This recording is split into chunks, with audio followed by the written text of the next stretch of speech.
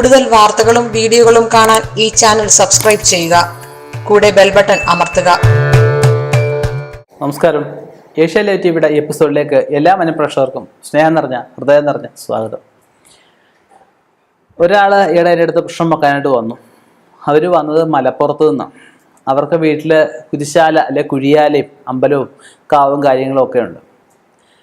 അവിടെ 7 പ്രാവശ്യം ദേവപ്രശ്നം നടത്തി, 7 പ്രാവശ്യം അമ്പലം പൊളിച്ചു പണിഞ്ഞു.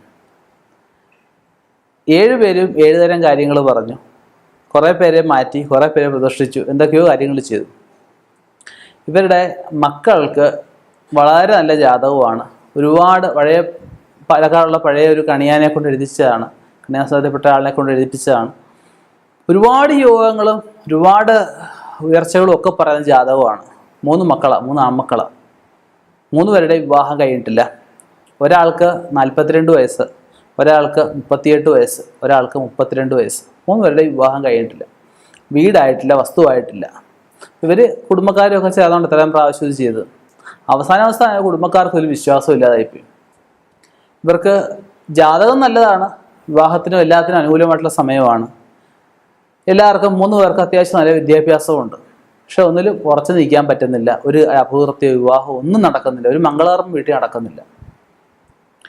എന്തുകൊണ്ടാണ് ഇവർക്ക് ഇങ്ങനെ ഒരു വിഷയം ഉണ്ടായത്?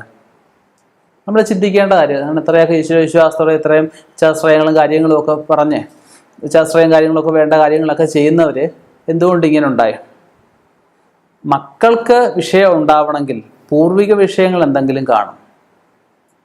ഇപ്പം ദേവതാ വിഷയങ്ങളെന്ന് വെച്ച് കഴിഞ്ഞാൽ ദേവന്മാർ ദുരിതത്തിലാവുമ്പോൾ മറ്റുള്ളവർക്ക് ബുദ്ധിമുട്ടുകളൊക്കെ ഉണ്ടാകും ശാസ്ത്രത്തിൽ, ഇല്ലെന്നുള്ളതല്ല.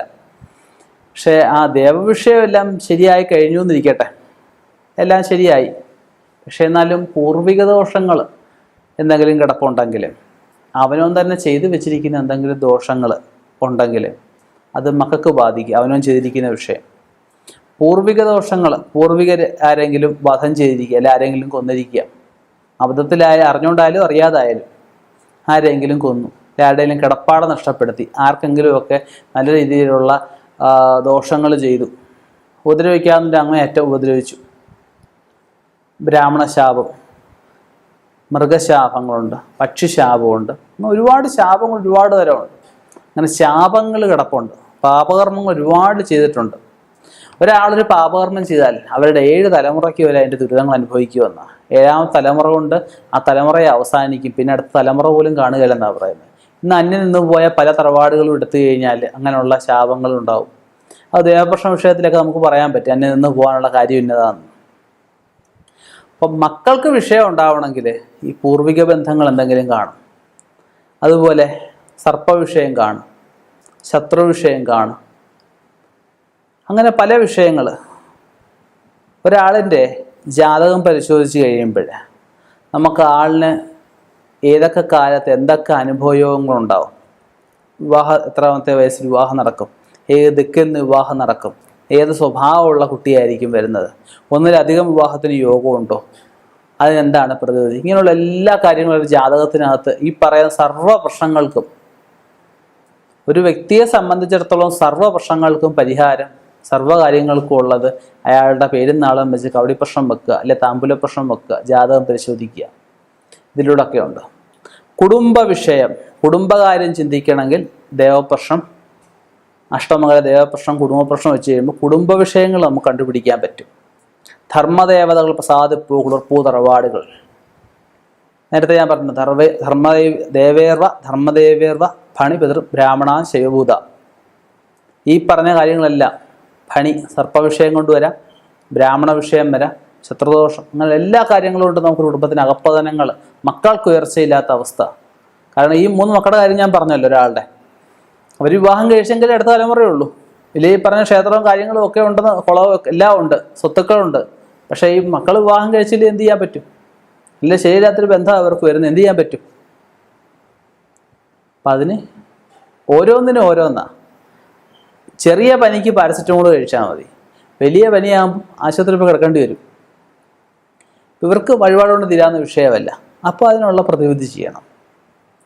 എല്ലാവരും പ്രതിവിധി നിൽക്കുമ്പോൾ ജ്യോത്സ്യന്മാർക്കും തിരുമിമാർക്കും കാശുണ്ടാക്കാനുള്ള വഴിയാണെന്ന് വിചാരിക്കും. ഒരിക്കലുമല്ല. ഒരിക്കലുമല്ല. ഇപ്പം ഞങ്ങളൊക്കെയാണ് ദക്ഷിണൊന്നും കണക്ക് പറയാതെ ഓരോരുത്തർക്ക് ഓരോ ആരൊക്കെ നല്ല നന്മയുണ്ടാവണം എന്ന രീതിയിലാണ് നമ്മൾ കാര്യങ്ങളൊക്കെ ചെയ്തു കൊടുക്കുന്നത്. നമുക്ക് ഒരു വിഷയം ഉണ്ടെങ്കിൽ അതിനുള്ള പ്രതിവിധി കാണണം. ഇപ്പോൾ ചില ആശുപത്രികളൊക്കെ ചെന്നാൽ ഉടനെ നെഞ്ചത് ചിലപ്പോൾ ഗ്യാസുമായിട്ട് ചെന്ന് കഴിഞ്ഞ് ചിലപ്പോൾ ഓപ്പറേഷൻ ചെയ്ത് വിടുന്നവരുണ്ട്. എന്ന് വെച്ചാൽ ആശുപത്രിയിൽ പോകാതാണോ, കാര്യങ്ങൾ ചെയ്യാതാണോ? ദുരിതങ്ങളുണ്ടെങ്കിൽ, കേസുണ്ടെങ്കിൽ വക്കീലിനെ കാണണം, അസുഖമുള്ള ഡോക്ടറെ കാണണം. ഇങ്ങനെയുള്ള ദുരിതങ്ങൾ ജീവിതത്തിൽ ഒരു പ്രതിസന്ധികൾ ഉണ്ടാകുന്നുണ്ടെങ്കിൽ തീർച്ചയായിട്ടും ദൈവജ്ഞനെ അല്ലെങ്കിൽ ജ്യോതിഷനെ കാണണം. ജ്യോതിഷനെ കാണുന്ന ഫോണിൽ കൂടെ വിളിച്ച് ചോദിക്കുകയല്ല, നേരിട്ട് പോയി കണ്ട് കാര്യങ്ങൾ അറിയുകയാണ് വേണ്ടത്.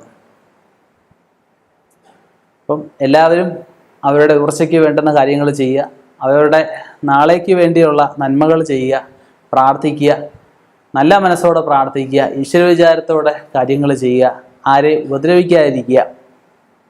തീർച്ചയായിട്ടും എല്ലാവർക്കും വരുന്ന ആളുകൾ ഈശ്വരൻ്റേതായിട്ടുള്ള പ്രകാശമേകുന്ന ആളുകളായി മാറട്ടെ, ഈശ്വര ചൈതന്യങ്ങൾ നിറഞ്ഞ ആളുകളാവട്ടെ എന്ന് പ്രാർത്ഥിക്കുന്നു. ഇനിയും ഇതുപോലെയുള്ള വ്യത്യസ്തമായ വിഷയങ്ങളുമായി കണ്ടുമുട്ടാം എന്ന ശുഭപ്രതീക്ഷയിൽ തികഞ്ഞ ഈശ്വര വിചാരത്തോടെ നിർത്തുന്നു. നന്ദി, നമസ്കാരം.